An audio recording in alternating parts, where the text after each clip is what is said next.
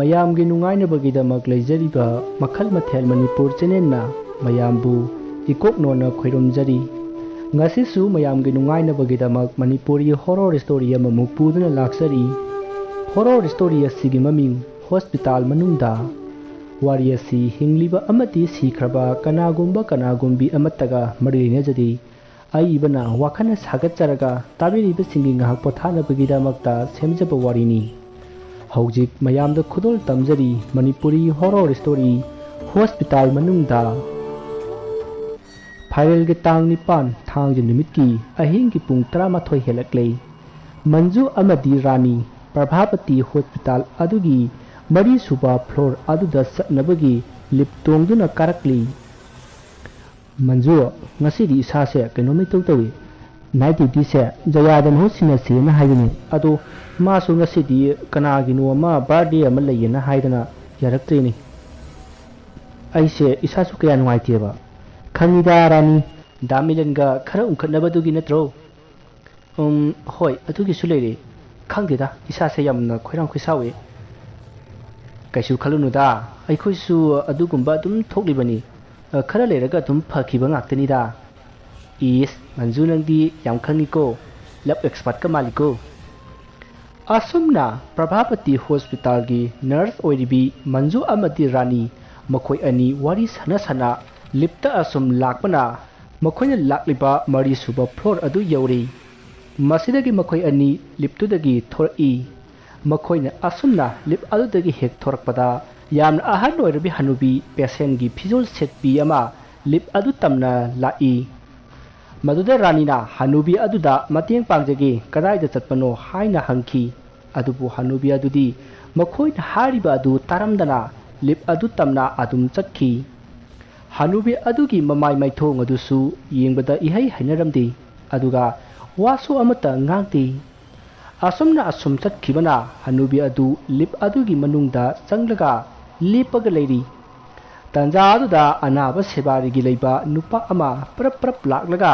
lip अदुदा संखी अदुगा हनुबी अदुगा पुन्ना मखादा कुमथाख्रे मसिदा हेना ngakpa amana लिप अदुदा संखिबा नुपा अदुनदी हनुबी अदुबु उदबगुम तौखी मंजू करिनो हुजिकी हनुबी दुबो ngang sakpasu amatta khumdi karamba watki patient ओरा जानो अस खंगदे तारानी बा मेंगमदा तापोंते चलसिलाओ असुमना हाइनादुना मखोय अनी असुम लाकपदा पेशेंट अमा सिरे हाइदुना इंथोरई मतमदुदा मंजुना पेशेंट अदुबु इंथोरकपदा यौरकपा हॉस्पिटल अदुगी अटेंडेंट अदुदा तुमिन्ना सिरिबा मी अदु कनानो हाइना हंखी मदुदा अटेंडेंट अदुना नुपीनी हनुबीनी अनाबा यामना कुइरे हाइरखी मदु ताबदा मंजू अमदी रानीना असीब अदुगी मनाक्ता प्रप्रप संगसिंदुना असीब अदुगी मसक अदु येंगुरे मखोइना ngасai लिप्तगी थोरकपदा थेंगनखिबी हनुबी अदु ओइरमखी मसी खंगलपदा रानीदी अदुमक ज्ञान मांखरे मसिदगी मयाम कोइसिन सिनदुना महाकपु लाइकनखी मसिगी मतुंग ngaiहak लेरगा रानीदु ज्ञान लाकले महाना ज्ञान लाकपदा फमुंग अमदा हिपलगा लेरमी अदुगा मनाक्तदी कना अमत्ता लेरमखिदे मसदगी महाक फमुंगदगी कुमथरकलगा मंजूबु कोइथी थिरई असुमना असुम थिरकपदा मंजूदु पेशेंट अमदा हिदाक कापलगा लेरमी रानी लाकपो उबदा मंजूना ए रानी नंबु ज्ञान ताराब्रो ऐसु लोरे लागे असुमना हाइरगा मंजूसु हिदाक कापा लोरगा रानीगी मनाक्ता लाकले अदुगा नर्स रूमदा लाकलगा वारी सानरी मंजू अइना ज्ञान मांखरबा मतुंग अई करी करी तौखिगे यारे सेरानी अदुगी वादो तो कोना सानरसेबा हौजी नोंगानगदबसु कुइद्रे नोंगालगा ओइना अई पावदो तमबगेबा ए कैनो हाइसिबो मंजू अइना ज्ञान मांग्रिङदि पुंग बारो फाउता हौद्रिबदाइने चुमे अदो नंगना ज्ञान मांगलुरिसे फनयामना कुइरबनी नंगना ज्ञान मांग्रिङैदने हॉस्पिटल असिता थौदो खरसु थोखरे अदो मंजू करिनोबा दुबो अयम तानिंगे हाइरोबा होय फरेने हाइरगे अदो न हौनबी वानथबिदो तोरकनुको अयम पाखलेबा होयबा तोरओयबा नंगना वानथरकपदगिने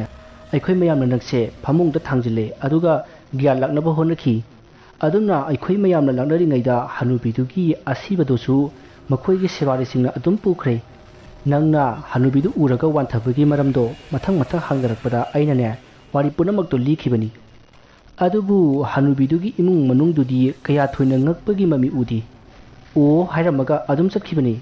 ꯑꯗꯨꯕꯨꯅꯦ ꯌꯥꯝꯅ ꯉꯛꯄ ꯑꯀꯤꯕ ꯑꯃꯅ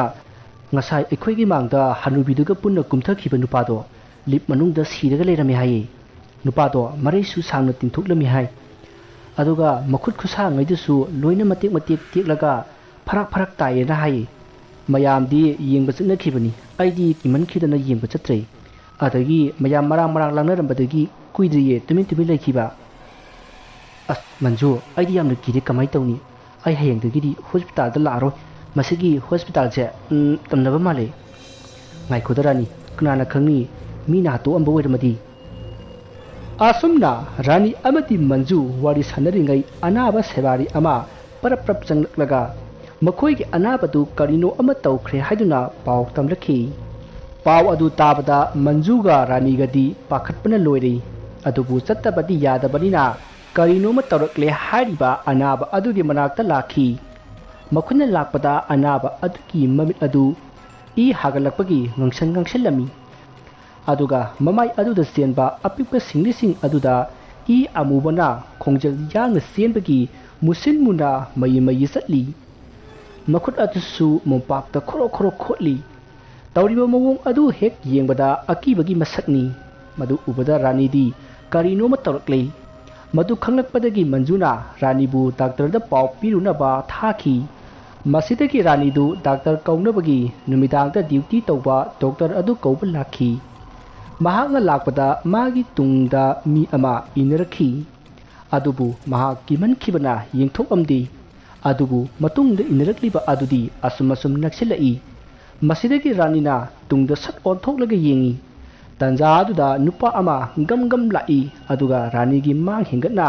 ꯆꯦ ꯑꯃ ꯄꯥꯏꯔꯒ ꯄ꯭ꯔꯞ ꯆꯠꯈꯤ ꯅꯨꯄꯥ ꯑꯗꯨ ꯑꯣꯏꯔꯝꯕ ꯑꯗꯨꯗ ꯃꯍꯥꯛ ꯁꯣꯔ ꯁꯥꯡꯅ ꯍꯣꯟꯗꯣꯛꯏ ꯑꯗꯨꯒ ꯗꯥꯛꯇꯔꯒꯤ ꯃꯅꯥꯛꯇ ꯂꯥꯛꯏ ꯗꯥꯛꯇꯔ ꯑꯗꯨ ꯆꯧꯀ꯭ꯔꯤꯗ ꯉꯥꯊꯔꯒ ꯇꯨꯝꯂꯒ ꯂꯩꯔꯝꯃꯤ ꯃꯗꯨꯗ ꯔꯥꯅꯤꯅ ꯗꯥꯛꯇꯔ ꯑꯗꯨꯕꯨ ꯍꯧꯗꯣꯛꯂꯝꯃꯤ ꯃꯁꯤꯗꯒꯤ ꯗꯥꯛꯇꯔ ꯑꯗꯨ ꯍꯧꯒꯠꯂꯛꯂꯦ ꯑꯗꯨꯒ ꯀꯩꯗꯧꯔꯦ ꯍꯥꯏꯅ ꯍꯪꯉꯛꯏ ꯃꯗꯨꯗ ꯔꯥꯅꯤꯅ ꯑꯅꯥꯕ ꯑꯃ ꯀꯔꯤꯅꯣꯃ ꯇꯧꯍꯧꯔꯦ ꯁꯥꯔꯗꯤ ꯐꯣꯟ ꯇꯧꯕꯁꯨ ꯄꯥꯏꯔꯛꯇꯦ ꯍꯥꯏꯅ ꯗꯥꯛꯇꯔ ꯑꯗꯨꯗ ꯍꯥꯏꯈꯤ ꯃꯗꯨꯗ ꯗꯥꯛꯇꯔ ꯑꯗꯨꯅ ꯑꯩꯅ ꯋꯥꯁꯔꯨꯝꯗ ꯆꯪꯂꯤꯉꯩꯗꯨꯗ ꯑꯣꯏꯔꯝꯒꯅꯤ ꯍꯥꯏꯅ ꯈꯨꯝꯂꯛꯈꯤ ꯑꯁꯨꯝꯅ ꯋꯥꯔꯤ ꯁꯥꯟꯅ ꯄꯦꯁꯦꯟ ꯑꯗꯨꯒꯤ ꯃꯅꯥꯛꯇ ꯄꯔꯞ ꯂꯥꯛꯏ ꯑꯁꯨꯝꯅ ꯄꯔꯞ ꯂꯥꯛꯄꯗ ꯗꯥꯛꯇꯔ ꯑꯗꯨꯅ ꯑꯅꯥꯕꯒꯤ ꯃꯑꯣꯡ ꯃꯇꯧ ꯑꯗꯨ ꯍꯪꯈꯤ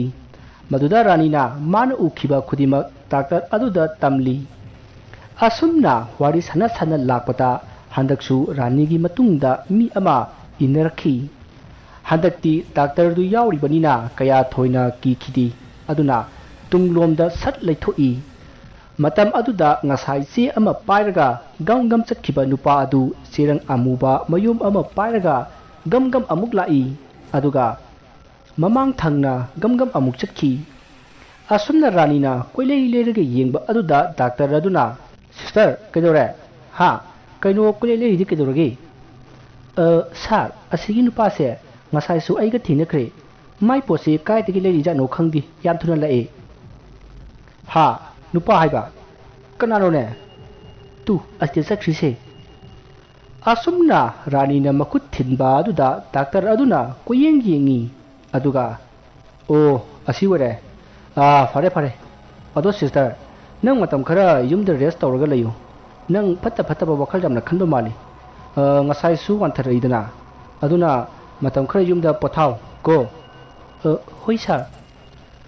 असुमना वारी सानदुना असुम लापना डॉक्टर अमदी रानीदु पेशेंट अदुगी मनाक जौरकले अनाबा अदुगी मवोंग मतौ अदुदा डॉक्टर अदु मकोक साइरी करिनो हाइबा महाकसु खंग्री मसदगी डॉक्टर अदुना तुमननबा इंजेक्शन अमा कामनबा मंजुदा हाइबदगी तुमननबा इंजेक्शन अमा कामनबा सेम सारई तंजा अदुदा अनाबा अदु मसा मतुमता तुमिन्ना अमुक तुमख्रे अदुगा मुरुम अमुक सोलई अदुमना सोलकपा अदुदा सेबारी अदुना करी हारिबा जानो हाइदुना मकोक नोंथदुना ताकी असुमना तारुबदा मुरुम सोलंबा अनाबा अदु यामना कन्ना लौरखी aduga mamit kanna uislaga kanna kablai aduga khuya da hanubi ama phame ayamna kire asumna haiduna kanna kablai magi matau aduda mayam punamak pakhatnare masidagi doctor aduna masidi lai oiba mali haiduna khudakta yumda hankinaba haiki matamaduda nongsu kabak ngalaklabani anaba adugi sabari sing aduna yumda pau pi kiduna yumgi miyoi sing kauki aduga anaba adu yumda puthaki anaba aduna yumda halamdaida ranida munna yinglaga nangsu haloro natradi ngasi ahing nangi pali tai asupna haramlaga anaba adu sakri wafam adu tabada rani kibna loikri nongan ba ngaibada mahak awaba ama oirami asumna matam adu haujin kibna nongsu tamna nganthoraklei masidagi rani amadi manju makoi ani ayuki dipti lakpa mi singda sinaramaga makoi yumlomda halaklei aduga makoi hospital adugi mamangda leiba hotel amada sa thaksi haiduna sa thakli asumna sa thakna rani na manjuda ngarang mahakna doctor kaubatapata thokpa thodok adu tamki aduga nupa ama oirami hainasu wari sari asumna wari sana sa thakpa adu loisilaga makoi hotel dagi thorakle aduga lambida makoi ki gari adu thauduna asum lai asumna lakpana hospital adu dagi phanayama lapthorakle tanja adu da khabar yonba amana khabar ngarang ahing prabhapati hospital da yamna chinganingai oiba mawongda nupa ama lip manungda siramle asigumba pau asi yauna atopa pau kayaga loinana lauduna khabar adu joli maduda ranina khabar yonba nupa adudagi khabar ama lauraga haifet yengi asomna yenglubada ranina manjuda magi gari adu khamnaba haiki aduga ranisu magi gari adu lambi matai amada khami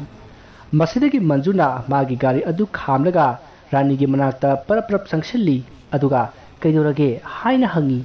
maduda ranina manju tu sigi ngarang lip manungda siki hariba nupasine aigi tungda inara ina haido as rani nangi wakalna oiramganeba se yumda chalasi se as manju aigi wakalna sulat nati se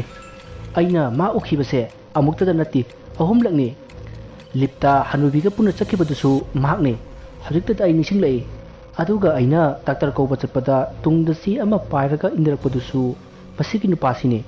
aina doctor ga punna halakpada sirang amayom ama pairaga indarakpadusu mane aina doctor da nupa adu yenhanbada madi udabadawna tawki aduga doctor na ibusu matam khara yumda potharaga layuna hairakibane arudagi ai singnabadum haukrabani phare sirani yumda yoroga karino do khanarasi ai noi yum phawa thilamage se sila waba asumna hainaduna rani amadi manju rani gi yumlomda laklei masidagi rani di makok ngauri tawi haiduna phamungde hipkhre rani gi mamana manjuda karino asina halakpaga kok ngawi hairesina haina hangi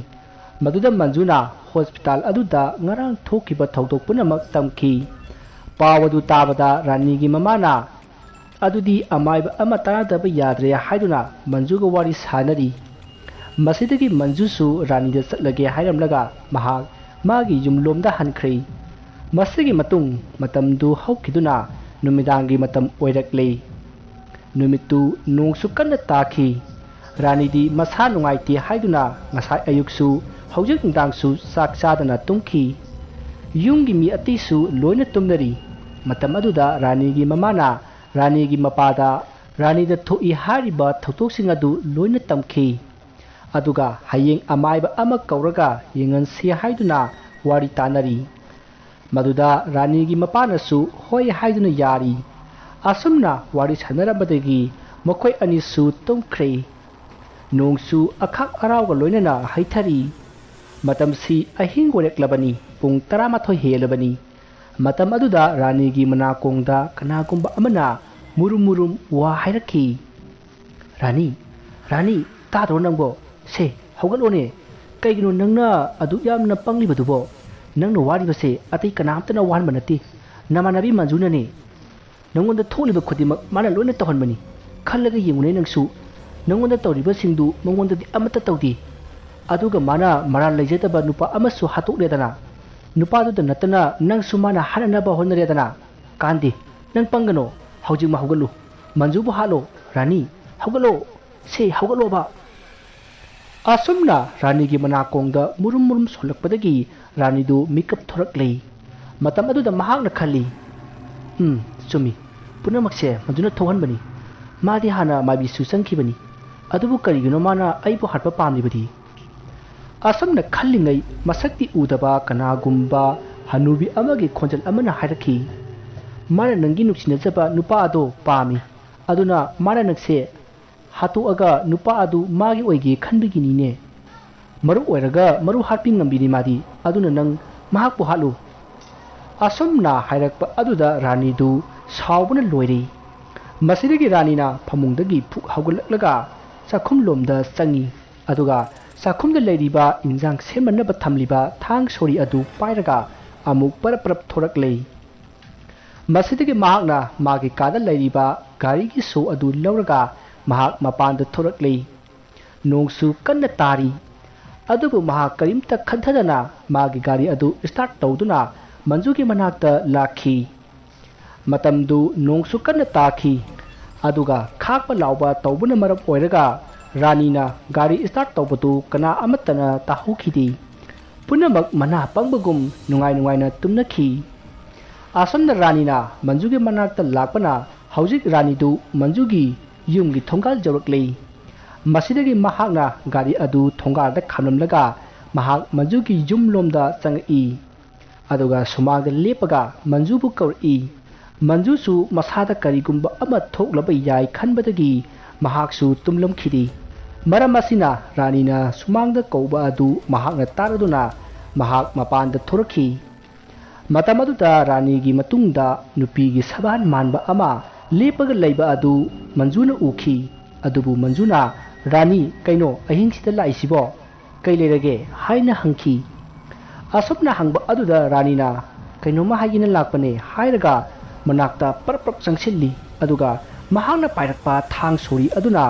ꯃꯟꯖꯨꯗ ꯊꯤꯟꯈꯤ ꯑꯁꯨꯝꯅ ꯊꯤꯟꯕꯗ ꯃꯟꯖꯨꯗꯨ ꯀꯟꯅ ꯂꯥꯎꯔꯛꯏ ꯑꯗꯨꯒ ꯂꯩꯃꯥꯏꯗ ꯍꯥꯏꯊꯈꯤ ꯃꯇꯝ ꯑꯗꯨꯗ ꯉꯁꯥꯏꯗꯒꯤ ꯔꯥꯅꯤꯒꯤ ꯃꯇꯨꯡꯗ ꯀꯨꯏꯅ ꯏꯟꯅꯔꯝꯕ ꯑꯃꯨꯕ ꯑꯗꯨ ꯃꯥꯡꯈ꯭ꯔꯦ ꯃꯍꯥꯛꯅ ꯃꯍꯦꯛ ꯃꯥꯡꯈꯤꯕꯗ ꯔꯥꯅꯤꯗꯨ ꯋꯥꯈꯜ ꯇꯥꯔꯛꯏ ꯑꯗꯨꯒ ꯀꯔꯤꯅꯣ ꯑꯩꯅ ꯇꯧꯔꯤꯕꯁꯤꯕꯣ ꯍꯥꯏꯗꯨꯅ ꯀꯟꯅ ꯀꯞꯂꯛꯂꯦ ꯑꯁꯨꯝꯅ ꯃꯥꯡꯒꯣꯜꯗ ꯀꯞꯅ ꯂꯥꯎꯅꯔꯛꯄ ꯑꯗꯨꯗ ꯏꯃꯨꯡꯗ ꯂꯩꯔꯝꯕꯁꯤꯡ ꯑꯗꯨ ꯃꯊꯪ ꯍꯧꯒꯠꯅꯔꯛꯏ ꯑꯗꯨꯒ ꯃꯥꯡꯒꯣꯜꯗ ꯊꯣꯔꯛꯄꯗꯗꯤ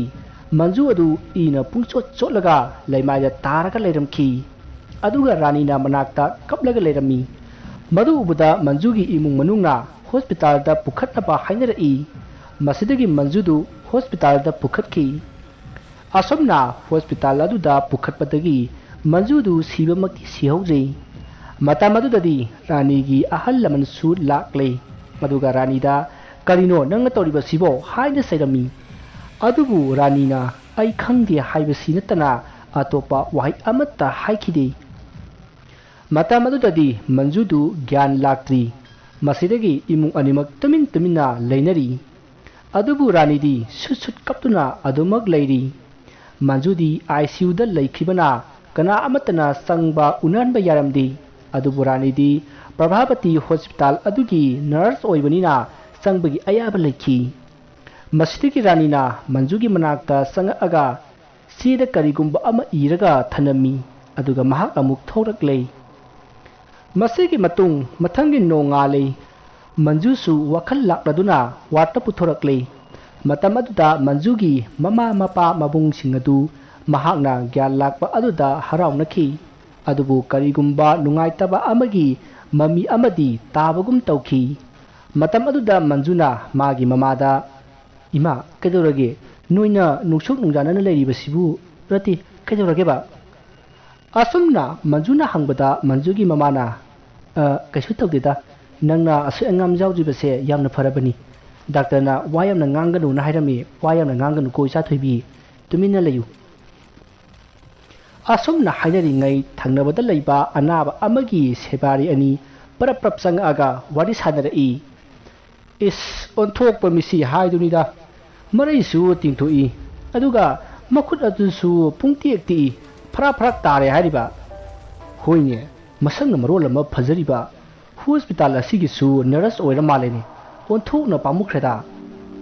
ꯉꯍꯥꯟ ꯅꯨꯄꯥ ꯑꯃ ꯁꯤꯈꯤꯕꯗꯨꯒ ꯃꯥꯟꯅꯩꯅꯦ ꯍꯥꯏ ꯍꯣꯁꯄꯤꯇꯥꯜꯁꯦ ꯃꯑꯣꯡ ꯑꯃ ꯇꯧꯏꯀꯣ ꯑꯩꯈꯣꯏꯕꯨꯗꯤ ꯉꯁꯤ ꯆꯠꯂꯅꯤ ꯂꯩꯍꯧꯔꯤꯕ ꯃꯌꯥꯝꯁꯤ ꯀꯔꯤꯕꯨ ꯊꯣꯛꯂꯗꯣꯏꯅꯣ ꯈꯪꯗꯦꯅꯦ ꯁꯥꯟꯅꯔꯤꯕ ꯋꯥꯔꯤ ꯑꯗꯨ ꯇꯥꯕꯗ ꯃꯟꯖꯨ ꯄꯥꯈꯠꯄ ꯆꯤꯡꯅꯕ ꯍꯧꯔꯛꯂꯤ ꯃꯍꯥꯛꯅ ꯃꯃꯥꯗ ꯔꯥꯅꯤ ꯀꯃꯥꯏꯅ ꯇꯧꯈ꯭ꯔꯒꯦ ꯍꯥꯏꯅ ꯍꯪꯉꯤ ꯑꯗꯨꯕꯨ ꯃꯃꯥꯗꯤ ꯄꯥꯎꯈꯨꯝ ꯑꯃꯠꯇ ꯄꯤꯔꯝꯗꯦ ꯃꯟꯖꯨꯅ ꯒꯤꯔꯤ ꯇꯛꯁꯤꯜꯂꯛꯏ ꯑꯁꯨꯝꯅ ꯍꯥꯏꯅꯔꯤꯉꯩꯗ ꯃꯟꯖꯨꯒ ꯄꯨꯟꯅ ꯊꯕꯛ ꯇꯧꯃꯤꯟꯅꯕꯤ ꯅꯔꯁ ꯑꯃ ꯄꯔꯞ ꯂꯥꯛꯂꯒ ꯃꯟꯖꯨ ꯇꯨ ꯁꯦ ꯔꯥꯅꯤꯅ ꯏꯔꯒ ꯄꯤꯔꯝꯕꯅꯤ ꯍꯥ ꯀꯔꯥꯏꯅꯣ ꯑꯁꯨꯝꯅ ꯍꯥꯏꯔꯒ ꯆꯦ ꯑꯗꯨ ꯄꯔꯞ ꯍꯥꯡꯗꯣꯛꯏ ꯑꯗꯨꯒ ꯏꯔꯤꯕ ꯑꯗꯨ ꯌꯦꯡꯉꯤ ꯃꯟꯖꯨ ꯑꯩ ꯁꯣꯏꯈ꯭ꯔꯦ ꯇꯧꯔꯤꯕ ꯊꯧꯗꯣꯛꯁꯦ ꯑꯩ ꯒ꯭ꯌꯥꯟꯒ ꯑꯝꯇ ꯇꯥꯗ꯭ꯔꯦ ꯅꯪ ꯑꯩꯕꯨ ꯁꯥꯎꯅꯨꯀꯣ ꯋꯥꯍꯩ ꯑꯁꯤ ꯏꯔꯝꯈꯤ ꯃꯁꯤ ꯄꯥꯕꯗ ꯃꯟꯖꯨ ꯀꯞꯄ ꯍꯧꯔꯛꯂꯤ ꯑꯗꯨꯒ ꯈꯜꯂꯤ ꯉꯔꯥꯡ ꯑꯅꯥꯕ ꯑꯃꯅ ꯌꯨꯝ ꯍꯜꯂꯝꯗꯥꯏꯗ ꯔꯥꯅꯤꯗ ꯃꯨꯟꯅ ꯌꯦꯡꯂꯒ ꯉꯁꯤ ꯑꯍꯤꯡ ꯅꯪꯒꯤ ꯄꯥꯂꯤ ꯇꯥꯏꯅ ꯍꯥꯏꯔꯝꯕꯗꯨ ꯑꯗꯨꯕꯨ ꯀꯔꯤ ꯍꯥꯏꯔꯤꯕꯅꯣ ꯔꯥꯅꯤꯅ ꯀꯔꯥꯏ ꯆꯠꯈ꯭ꯔꯕ ꯑꯁꯨꯝꯅ ꯈꯜꯂꯒ ꯃꯟꯖꯨ ꯃꯥꯒꯤ ꯃꯃꯥꯗ ꯔꯥꯅꯤ ꯀꯔꯥꯏ ꯆꯠꯈ꯭ꯔꯦ ꯃꯍꯥꯛ ꯀꯔꯤ ꯇꯧꯈ꯭ꯔꯒꯦ ꯍꯥꯏꯅ ꯍꯪꯉꯤ ꯑꯗꯨꯒ ꯃꯍꯥꯛꯅ ꯒ꯭ꯌꯥꯟ ꯃꯥꯡꯂꯤꯉꯩ ꯀꯔꯤ ꯊꯧꯗꯣꯛ ꯊꯣꯛꯈ꯭ꯔꯕꯒꯦ ꯍꯥꯏꯅꯁꯨ ꯃꯈꯥ ꯇꯥꯅ ꯍꯪꯈꯤ ꯃꯟꯖꯨꯅ ꯒ꯭ꯌꯥꯟ ꯃꯥꯡꯂꯤꯉꯩ ꯍꯣꯁꯄꯤꯇꯥꯜ ꯑꯗꯨꯗ ꯀꯔꯤ ꯊꯣꯛꯈ꯭ꯔꯕ ꯔꯥꯅꯤꯅ ꯀꯗꯥꯏꯗ ꯆꯠꯈ꯭ꯔꯕ ꯁꯤꯈ꯭ꯔꯕ꯭ꯔꯥ ꯍꯤꯡꯂꯤꯕ꯭ꯔꯥ ꯃꯟꯖꯨ ꯇꯁꯦꯡꯅ ꯑꯃꯥꯏꯕꯤ ꯑꯃꯒꯤ ꯁꯥꯍꯨꯝ ꯂꯩꯕ꯭ꯔꯥ